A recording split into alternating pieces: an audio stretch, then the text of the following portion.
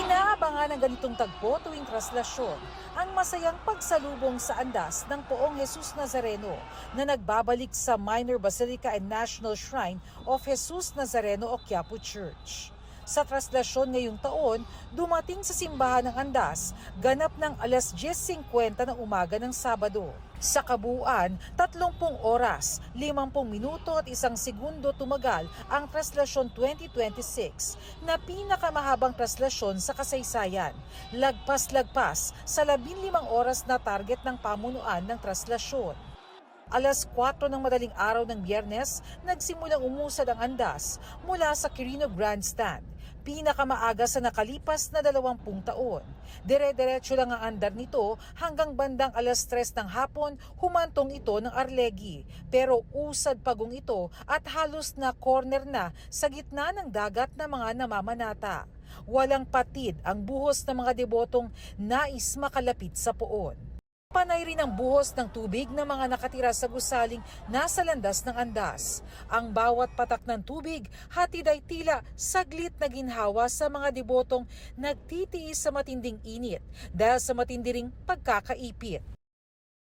Mula sa maliwanag pang alas 3 ng hapon, naglagi sa Arlegui ang andas at inabutan na ng dapit hapon. At sa gitna ng hindi pa rin mabawasang bilang ng mga deboto, pasado alas 8 ng gabi na nakaalis ng Arlegui ang andas patungong Fraternal. Mag-aalas 10 ng gabi, biglayang bumilis palabas ng Vergara Street at nasa Duque de Alba Street na pasado alas 10 ng gabi.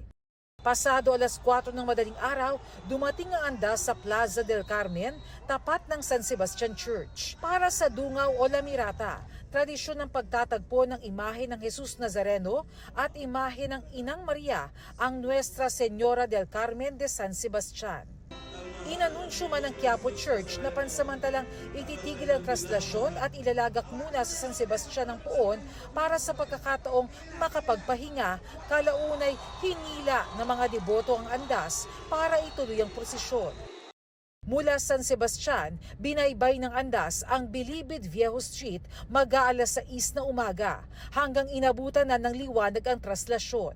Pasado alas 7, patuloy nitong binaybay ang ZP de Guzman Street. At nakaliko na ito sa Quezon Boulevard pasado alas 8:30. Pagpatak ng alas 10 ng umaga, nasa kanto na ng Palangka at Villalobos ang andas. Nag-uumapaw ang mga tao sa landas ng andas. Mabagal ulit ang pag-usad nito at napupunta sa gilid kaya naantala ang pagtuntong nito sa Plaza Miranda na inabot na ng alas 10:40. Mula roon, tuloy-tuloy na ang usad ng andas.